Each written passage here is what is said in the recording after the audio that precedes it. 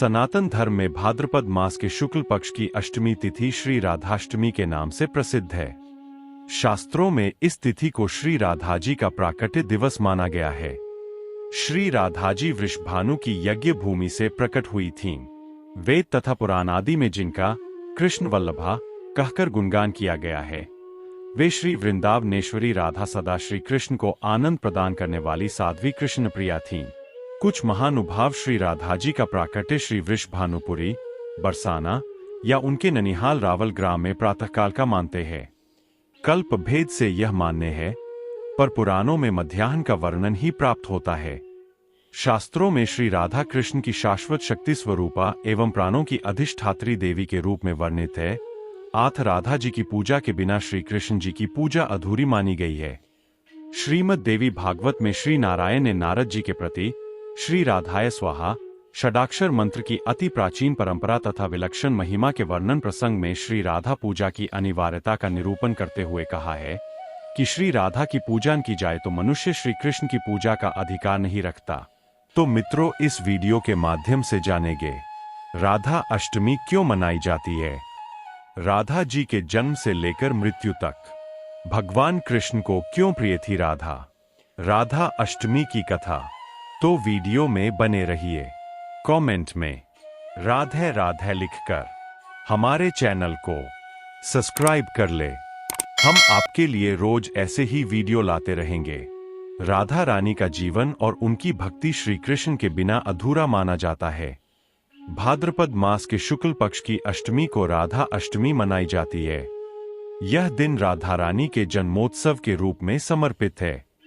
लेकिन भक्तों के मन में अक्सर यह प्रश्न उठता है कि राधा जी की मृत्यु कब और कैसे हुई थी। इस संदर्भ में पौराणिक कथाओं और लोक मान्यताओं में कई विवरण मिलते हैं। राधा जी का जन्म। इनका जन्म रावल गांव वृंदावन के पास में हुआ था। वे वृषभानु और कीर्ति की पुत्री थीं। राधा जी बचपन से ही श्री कृष्ण के प्रेम में लीन रहती थीं। उनकी भक्ति और समर्पण ने उन्हें भक्ति की देवी बना दिया। श्री कृष्ण और राधा का प्रेम सांसारिक न होकर दिव्य और आत्मिक माना जाता है। श्री कृष्ण मथुरा और फिर द्वारका चले गए, लेकिन राधा जी वृंदावन में ही रह गईं।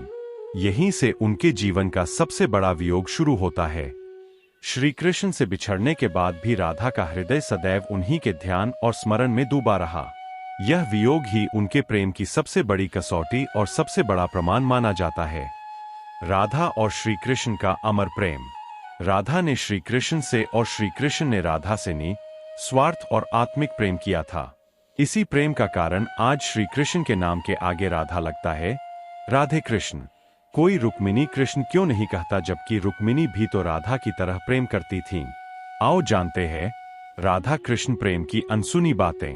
पौराणिक कथाओं के अनुसार राधा श्री कृष्ण से 5 वर्ष बड़ी थी। राधा ने श्री कृष्ण को पहली बार जब देखा था, जबकि उनकी मां यशोदा ने उन्हें ओखल से बांध दिया था। उन्हें देखकर राधा बेसुध सी हो गई थी और उनके प्रेम में पड़ गई थी। उन्हें लगा था कि यह किसी पूर्व जन्म का रिश्ता है। कुछ लोग कहते हैं कि वह पहली बार गोकुल अपने पिता वृषभानु जी के साथ आई थी, तब श्री कृष्ण को पहली बार देखा था। और कुछ विद्वानों के अनुसार संकेत तीर्थ पर पहली बार दोनों की मुलाकात हुई थी। जो भी हो, लेकिन जब राधा ने कृष्ण को देखा तो वह उनके प्रेम में पागल जैसी हो गई थी और कृष्ण भी उन्हें देखकर बावरे हो गए थे। दोनों में प्रेम हो गया था। राधा और कृष्ण का गंधर्व विवाह।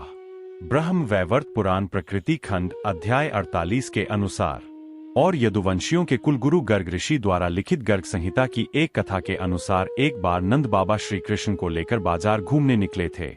उसी दौरान राधा और उनके पिता भी वहां पहुंचे थे। दोनों का वहां पहली बार मिलन हुआ। उस दौरान दोनों की ही उम्र बहुत छोटी थी। उस स्थान को सांकेतिक तीर्थ स्थान कहते हैं। संकेत का शब्दार्थ है पूर्व निर्दिष्ट मिलने का स्थान। मान्यता है कि पिछले जन्म में ही दोनों ने यह तय कर लिया था कि हमें इस स्थान पर मिलना है। कहते हैं कि यहीं पर गर्ग संहिता के अनुसार एक जंगल में स्वयं ब्रह्मा ने राधा और कृष्ण का गंधर्व विवाह करवाया था। यहाँ हर साल राधा के जन्मदिन यानी राधाष्टमी से लेकर अनंत चतुर्दशी के दिन तक मेला लगता है। राधा को श्री दामा का श्राप। ब्रह्म वैवर्त पुराण की एक पौराणिक कथा के अनुसार श्री कृष्ण के साथ राधा गोलोक में रहती थीं।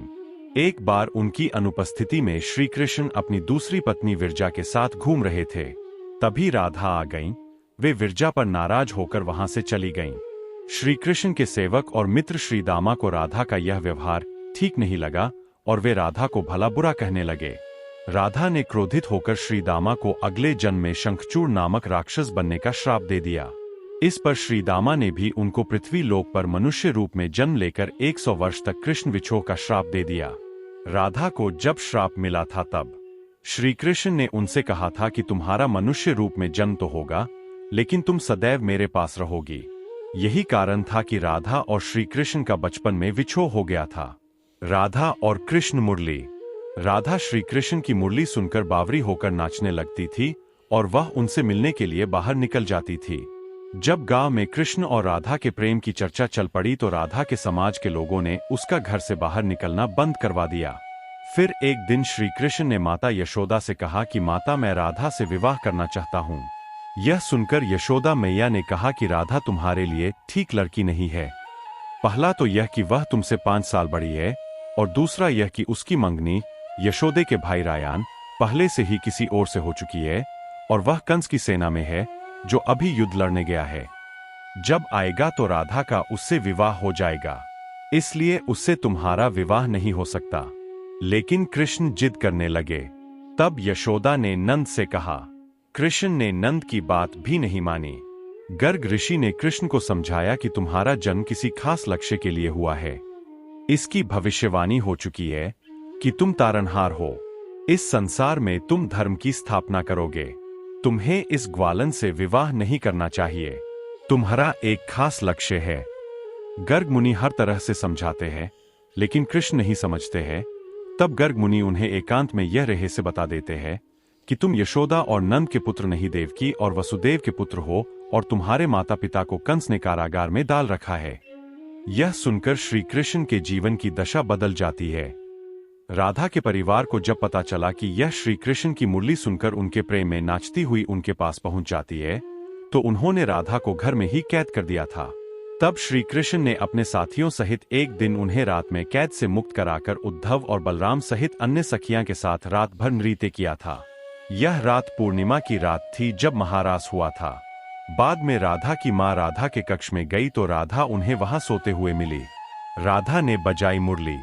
कहते हैं कि उस वक्त श्री कृष्ण को 2 ही चीजें सबसे ज्यादा प्रिय थीं, बांसुरी और राधा। कृष्ण की बांसुरी की धुन सुनकर राधा के जैसे प्राण ही निकल जाते थे। कई जन्मों की स्मृतियों को कुरेदने का प्रयास होता था और वह श्री कृष्ण की तरफ खींची चली आती थी। भगवान श्री कृष्ण के पास एक मुरली थी जिसे उन्होंने राधा को छोड़कर मथुरा जाने से पहले दे दी थी। राधा ने इस मुरली को बहुत ही संभाल कर रखा था और जब भी उन्हें श्री कृष्ण की याद आती तो वह यह मुरली बजा लेती थी। श्री कृष्ण उसकी याद में मोरपंख लगाते थे और वैजयंती माला पहनते थे। श्री कृष्ण को मोरपंख तब मिला था जब वे राधा के उपवन में उनके साथ नृत्य कर रहे मोर का पंख नीचे गिर गया था, तो उन्होंने उसे उठाकर अपने सिर पर धारण कर लिया था और राधा ने नृत्य करने से पहले श्री कृष्ण को वैजयंती माला पहनाई थी। जब कृष्ण वृंदावन छोड़कर मथुरा चले गए तब राधा के लिए उन्हें देखना और उनसे मिलना और दुर्लभ हो गया। कहते हैं कि राधा और कृष्ण दोनों का पुनर्मिलन कुरुक्षेत्र में बताया जाता है, जहां सूर्य ग्रहण के अवसर पर द्वारिका से कृष्ण और वृंदावन से नंद के साथ राधा आई थीं। राधा सिर्फ कृष्ण को देखने और उनसे मिलने ही नंद के साथ गई थीं। इसका जिक्र पुराणों में मिलता है। इसके बाद राधा और श्री कृष्ण की अंतिम मुलाकात द्वारिका में हुई थी। सारे कर्तव्यों से मुक्त होने के बाद राधा आखिरी बार अपने प्रियतम कृष्ण से मिलने गईं। जब वे द्वारका पहुंची तो उन्होंने कृष्ण के महल और उनकी 8 पत्नियों को देखा। जब कृष्ण ने राधा को देखा तो वे बहुत प्रसन्न हुए। तब राधा के अनुरोध पर कृष्ण ने उन्हें महल में एक देविका के पद पर नियुक्त कर दिया। कहते हैं कि वहीं पर राधा महल से जुड़े कार्य देखती थीं और मौका मिलते ही वे कृष्ण के दर्शन कर लेती थीं। एक दिन उदास होकर राधा ने महल से दूर जाना तय किया। कहते हैं कि राधा एक जंगल के गांव में रहने लगीं। धीरे धीरे समय बीता और राधा बिल्कुल अकेली और कमजोर हो गईं। उस वक्त उन्हें भगवान श्री कृष्ण की याद सताने लगी।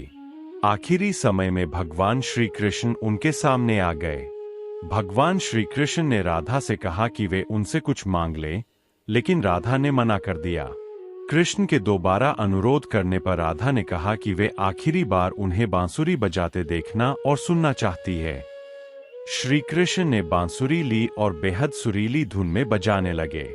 श्री कृष्ण ने दिन रात बांसुरी बजाई। बांसुरी की धुन सुनते सुनते एक दिन राधा ने अपने शरीर का त्याग कर दिया। राधा जी की मृत्यु को साधारण मृत्यु नहीं माना जाता। यह दिव्य मिलन था जहां आत्मा परमात्मा में समाहित हो गई। राधा जी का जीवन और उनका अंत भक्त और भगवान के बीच शुद्ध प्रेम का प्रतीक है। राधा जी की मृत्यु किसी सामान्य घटना की तरह नहीं थी। यह प्रेम और भक्ति का परिपूर्ण स्वरूप था।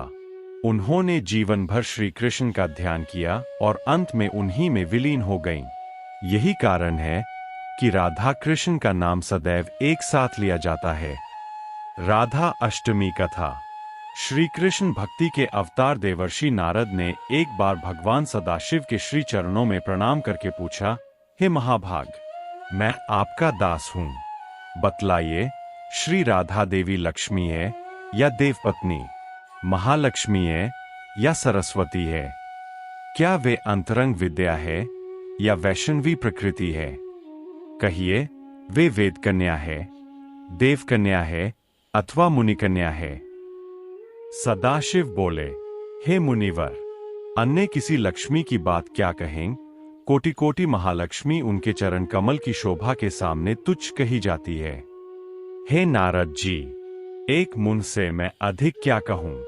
मैं तो श्री राधा के रूप, लावण्य और गुण आदि का वर्णन करने में अपने को असमर्थ पाता हूं। उनके रूप आदि की महिमा कहने में भी लज्जित हो रहा हूं। तीनों लोकों में कोई भी ऐसा समर्थ नहीं है जो उनके रूप आदि का वर्णन करके पार पा सके। उनकी रूप माधुरी जगत को मोहने वाले श्री कृष्ण को भी मोहित करने वाली है। यदि अनंत मुख से चाहूं तो भी उनका वर्णन करने की मुझमें क्षमता नहीं है। नारद जी बोले, हे प्रभो, श्री राधिका जी के जन्म का महात्म्य सब प्रकार से श्रेष्ठ है। हे भक्तवत्सल, उसको मैं सुनना चाहता हूं। हे महाभाग, सब व्रतों में श्रेष्ठ व्रत श्री राधाष्टमी के विषय में मुझको सुनाइए। श्री राधा जी का ध्यान कैसे किया जाता है? उनकी पूजा अथवा स्तुति किस प्रकार होती है? यह सब सुझ से कहिए। हे सदाशिव, उनकी चर्या, पूजा विधान तथा अर्चन विशेष सब कुछ मैं सुनना चाहता हूं। आप बतलाने की कृपा करें। शिवजी बोले, वृषभानुपुरी के राजा वृषभानु महान उदार थे। वे महान कुल में उत्पन्न हुए तथा सब शास्त्रों के ज्ञाता थे। अनिमाम हिमा आदि 8 प्रकार की सिद्धियों से युक्त, श्रीमान, धनी और उदार चेता थे। वे संयमी, कुलीन, सद्विचार से युक्त तथा श्री कृष्ण के आराधक थे। उनकी भार्या श्रीमती श्री कीर्तिदा थीं। वे रूप यौवन से संपन्न थीं और महान राजकुल में उत्पन्न हुई थीं।